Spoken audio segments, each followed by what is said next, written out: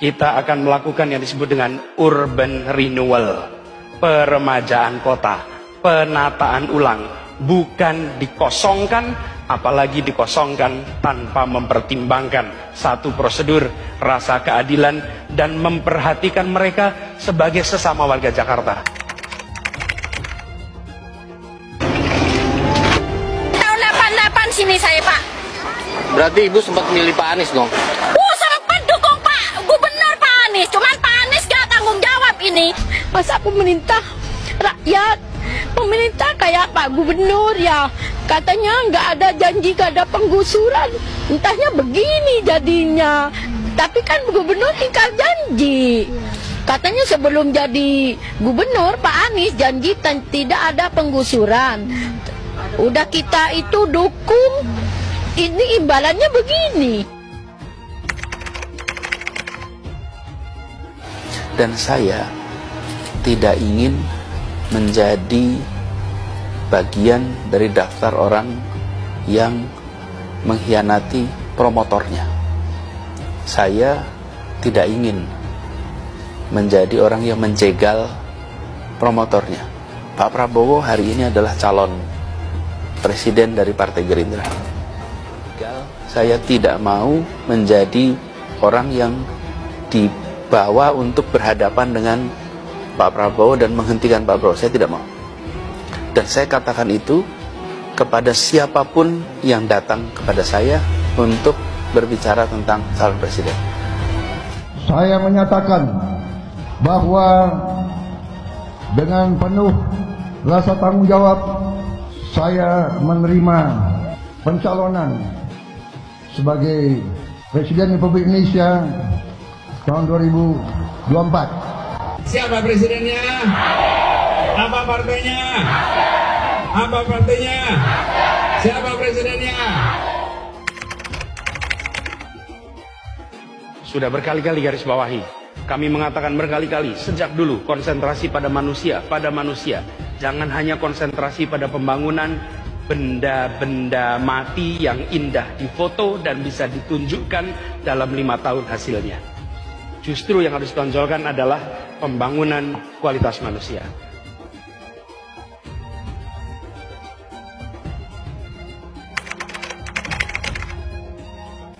Air itu turun dari langit ke bumi, bukan ke laut. Harusnya dimasukkan ke dalam bumi, masukkan tanah. Di seluruh dunia air jatuh itu dimasukkan ke tanah, bukan dialirkan pakai gorong-gorong raksasa ke laut. Pompa-pompa statusnya siaga, begitu juga di Bina Marga, pompa-pompa bawah yang biasanya disebut underpass itu dalam posisi on. Pompa kita di Jakarta ini ada lebih dari 450, semuanya posisi siap, lebih dari 200 ada di muara, dan semuanya juga posisi siap. Nanti ketika air sampai di muara, maka siap untuk dipompa ke laut. Jakarta telah mengambil keputusan yang fatal. Nanti ketika air sampai di muara, maka siap untuk dipompa ke laut. Gubernur Anies beralasan, dengan sistem ini, warga akan langsung mengetahui informasi banjir tanpa melalui jenjang. Bila ada kabar, maka pemberitahuannya akan langsung ke warga, tidak melalui jenjang. Jadi kelurahan bukan ke RW, RT, tapi langsung ke masyarakat, berkeliling dengan membawa toa untuk memberitahu semuanya, termasuk sirine. Benar-benar membuat sistem ini adalah toa, belum sistem. Saya cek ini, kenapa kita pakai ini coba? Dan adanya cuma di berapa nih? 14 kelurahan. Pertanyaan sana, kenapa di Jepang pakainya begini ya? Kalau banjir kira-kira antara peringatan dan kejadian berapa menit? Lama lah, kenapa pakai alat begini? Ini dipakai karena tsunami. Kalau kita punya musuh perang, nah ini perlu nih.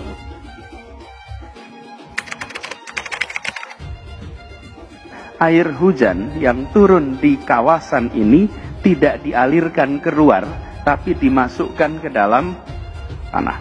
Di mana air-air hujan yang jatuh di kawasan kita, jangan dikirim keluar halaman rumah, tapi siapkan lubang-lubang di dalam rumah, di perkantoran.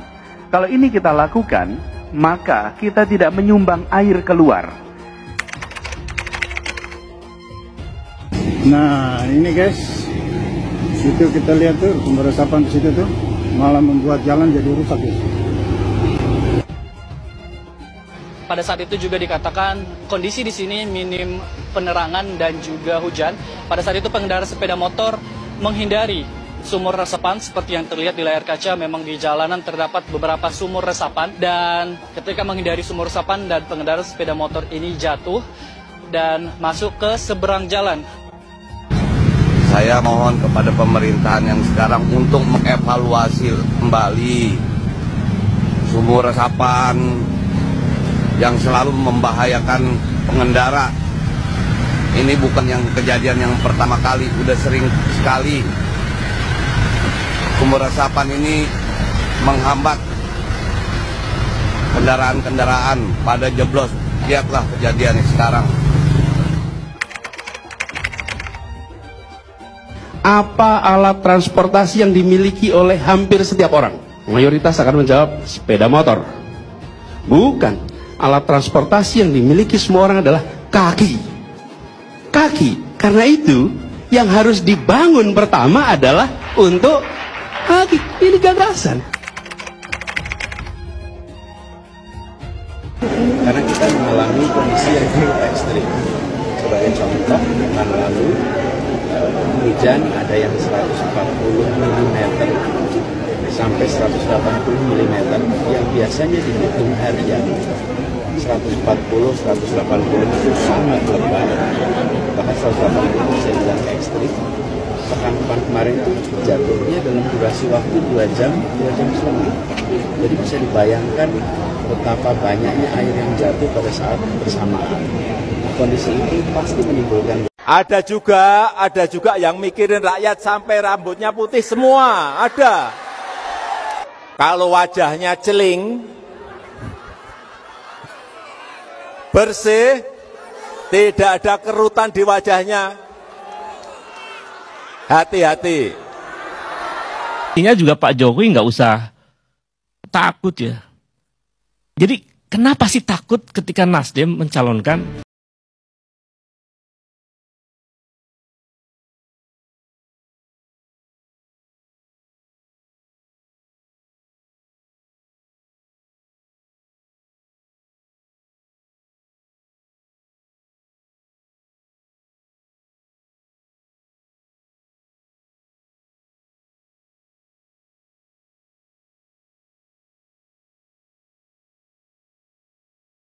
Misi paling hebat. Kata Pak Anies ini parkiran, ternyata banjir isinya. Bukan banjir, itu memang parkir air. Program ini kemudian dilanjutkan dengan menerapkan program lanjutan, yaitu memasukkan air hujan ke dalam tanah. Bahkan Anies pun meminta kepada seluruh masyarakat DKI untuk menampung air hujan di rumahnya sendiri-sendiri.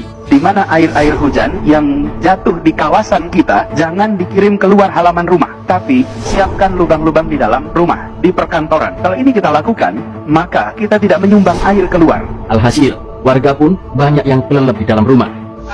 Bismillahirrahmanirrahim.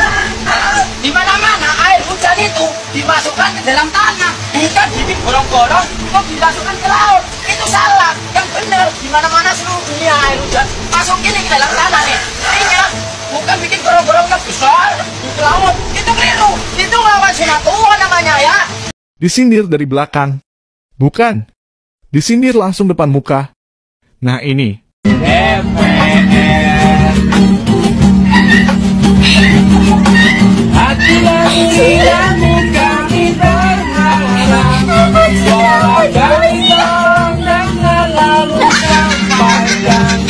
Jangan ragu, jangan takut, kawan menantang. Bicaralah yang lantang, jangan hanya iya. Ingat gak? Dulu Anies bilang apa? Dulu dia pernah mengaku jarang untuk mengajak media ketika mendatangi warga saat masih menjabat sebagai gubernur. Alih-alih membawa wartawan, dia pun lebih senang mengajak tim medianya sendiri saat belusukan. Saya di Jakarta, kalau jalan kampung-kampung jarang teman-teman media ikut. Saya nggak pernah ajak teman-teman media. Kenapa? Makanya coba aja dicek, berita-berita minim sekali. Tapi saya selalu datang ke masyarakat, bawa kamera sendiri, bawa tim dokumentasi sendiri. Kenapa? Karena saya lagi membangun kepercayaan dengan masyarakat bahwa kita kerja memang untuk masyarakat. Nanti buahnya itu di ujung. Di ujung akan muncul namanya kepercayaan dan kita. Dari sini saja sudah jelas, Anies bawa tim media sendiri supaya angle kamera dan apa yang mau disorot semua pun bisa diatur. Anies seolah jadi sutradara, mana yang mau direkam ataupun difoto. Konsep seperti apa yang akan dimasukkan ke media sosial terserah dari keputusan Anies Baswedan. Kalau ada kamera tersembunyi atau rekaman dari warga, apalagi wartawan, kadang bisa ketahuan jeleknya. Makanya hati-hatilah dengan orang yang punya agenda tertentu dalam berpolitik. Semua bisa ditutupi dengan topeng-topeng palsu. Sifat dan watak asli pun bisa ditutupi dengan mudah. Beda halnya dengan Jokowi yang memang terkenal sangat merakyat karena datang dari latar belakang keluarga yang sangat begitu sederhana. Jokowi pun sudah terbiasa belusukan serta bertemu dengan warga. Dan selama puluhan tahun pun Jokowi tidak gagal melakukan ini semua. Jadi tidak heran jika Jokowi adalah juara dalam hal merakyat. Dan itulah sifat asli dari Jokowi yang tidak luntur sampai saat ini. Sedangkan Anies berusaha meniru Jokowi, jelas beda hasilnya. Merakyat adalah karakter yang sulit ditiru apalagi dibuat akting. Melalui video tadi, Anies kembali jadi perbincangan yang jelek. Anies dibilang sombong, Anies ogah bersalaman dengan rakyat. Apalagi kalau nanti jadi presiden, mungkin akan jaga jarak yang sangat begitu lebar dan dikelilingi oleh pengawal dengan membentuk barisan yang setebal tembok. Hehe. Sebaiknya memang Anies memperlihatkan sifatnya sendiri, tak usahlah meniru atau menjiplak yang lain demi untuk mencari simpati politik. Anies harus jadi antitesis Jokowi. Kalau Jokowi terkenal merakyat, dan Anies harus tampil beda ketimbang nanti kelihatan jadi munafik. Lalu di sini, apa komentar pendukung Bapak Yohanes ini? Seperti biasanya, mereka bakal tiara pura-pura pingsan, pura-pura bego, pura-pura blow on, dan yang lebih parah, pura-pura amnesia. Hehe. Mereka mungkin tidak tahu harus berkomentar apa. Pingsan dulu beberapa hari dan akan muncul sampai isu ini benar-benar reda. Hehe. Bagaimana menurut Anda? Pemilu Pilpres 2024 bukan soal meneruskan atau tidak meneruskan sebuah program. Pimpinan itu ibarat tongkat estafet, bukan meteran pom bensin. Kalau meteran pom bensin itu, Pak, dimulai dari nol ya, sama ditunjukkan ini. Apakah kita mau seperti itu? Enggak kan? Masa kayak meteran pom bensin? Mestinya kalau sudah dari TK, SD, SMP, ini ya kepemimpinan berikut masuk ke SMA, universitas, nanti kepemimpinan berikut masuk ke S2, S3, mestinya seperti itu. Tidak maju mundur, poco-poco, enggak. Kalau Anies jadi, IKN akan dibatalkan, kereta cepat akan dibatalkan. Tapi sangat mungkin juga Anies bilang enggak, separuh-separuh. Nah di situ yang saya sebut tadi, Anies mau ngapain? Kalau separuh-separuh, mending kita dukung Pak Jokowi. Sekalian gitu ya? Sekalian aja kan? Itu aja beban. Atau kasih Gibran aja kan? Ngapain pilih Anies kalau dia separuh-separuh? Kan itu intinya. Itu yang saya bilang tadi, istilah boykot itu justru untuk menguji tajamnya moralitas orang pemimpin. Kan visi kan diuji berdasarkan energi moralnya, bukan energi elektabilitas yang bisa dibayar ke lembaga survei kan. Tapi kalau bilang nggak separuh gitu nanti nggak dapat tiket gitu kan? Itu urusan Anies, bukan urusan saya. Saya ingin supaya moral itu dikedepankan. Kalau orang bilang ya demi 20% Anies, ya kalau begitu kenapa mesti pilih Anies? Kenapa nggak pilih yang lain, tuh Ganjar aja? Pengamat politik Rocky Gerung menyebut kemungkinan PDIP mendukung Anies Baswedan sebagai Capres 2024. Dilansir dari Warta Ekonomi, Rocky menyebut bisa saja ada kemungkinan karena PDIP dan Megawati sudah gerah dengan manuver Jokowi plus Ganjar. Partai berlambang banteng itu mengalihkan dukungan ke Anies Baswedan. Sangat mungkin PDIP merasa kalau begitu ya Anies aja yang kita dukung karena Ganjar dan Jokowi tidak tunduk pada konstitusi partai. Jadi semua bisa berlangsung, jelasnya. Anies Baswedan membongkar program-program Jokowi yang akan dihentikan jika ia terpilih menjadi presiden di Pilpres 2024. Salah satunya adalah program yang sangat kontroversial dan banyak menuai kritik. Apa saja program-program tersebut? Simak selengkapnya di video ini. Anies Baswedan adalah salah satu tokoh yang digadang-gadang sebagai calon presiden di Pilpres 2024. Mantan Gubernur DKI Jakarta ini memiliki banyak penggemar dan pendukung yang menilai bahwa ia mampu membawa perubahan bagi Indonesia. Namun, ada juga yang meragukan kemampuan Anies untuk melanjutkan program-program pemerintahan Presiden Joko Widodo, Jokowi, yang telah berjalan selama ini. Salah satu program Jokowi yang paling kontroversial adalah pembangunan Ibu Kota Negara, IKN, baru di Kalimantan Timur.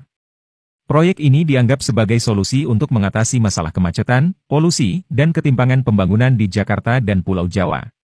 Namun, proyek ini juga menuai banyak kritik karena dianggap tidak mendesak, boros anggaran, dan berpotensi merusak lingkungan. Anies sendiri pernah menyatakan sikapnya terkait proyek IKN ini.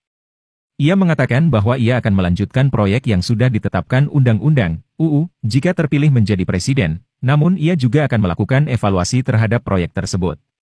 Anies menilai bahwa proyek IKN harus mempertimbangkan aspek ekonomi, sosial, budaya, dan lingkungan. Selain IKN, program Jokowi yang lain yang mungkin akan dihentikan atau diubah oleh Anies adalah program pembangunan infrastruktur seperti jalan tol, bendungan, bandara, dan lainnya. Anies pernah mengkritik program infrastruktur Jokowi yang dinilainya tidak memperhatikan kepentingan rakyat kecil dan hanya menguntungkan pengusaha besar. Anies juga menyoroti dampak negatif dari program infrastruktur terhadap lingkungan dan hak-hak masyarakat adat. Anies menawarkan gagasan perubahan yang lebih berpihak pada rakyat dan lebih ramah lingkungan. Ia mengusung konsep ekonomi kerakyatan yang mengedepankan kesejahteraan sosial dan pemberdayaan masyarakat. Ia juga mengusung konsep pembangunan berkelanjutan yang menjaga keseimbangan antara pertumbuhan ekonomi dan pelestarian alam. Namun, tidak semua orang setuju dengan gagasan Anies. Ada yang menilai bahwa Anies tidak memiliki visi yang jelas dan konsisten dalam menyikapi berbagai isu strategis.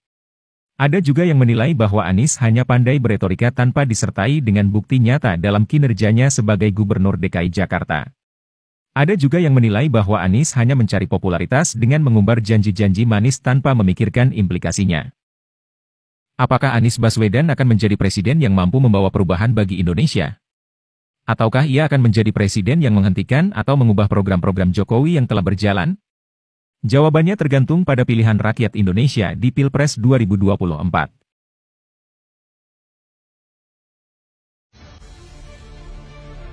Oleh karena itu, Pak Anies sebagai mantan Menteri Pendidikan yang dipecat oleh Jokowi karena melaksanakan apa yang disebut dengan pendidikan, yang itu merugikan mereka yang selama puluhan tahun menerbitkan buku-buku teks, maka kemudian Pak Anies dipecat oleh Jokowi. Alhamdulillah. Jadi itu adalah satu musibah yang mendatangkan hikmah. Pak Jokowi, kalau mau ganti peran mau jadi siapa? Sebagai apa? Kenapa? Mau melakukan apa, Pak? Saya ini kan banyak media mengatakan ya wajah saya ini wajah desa. Jadi saya pengen punya face dan body seperti Mas Anies.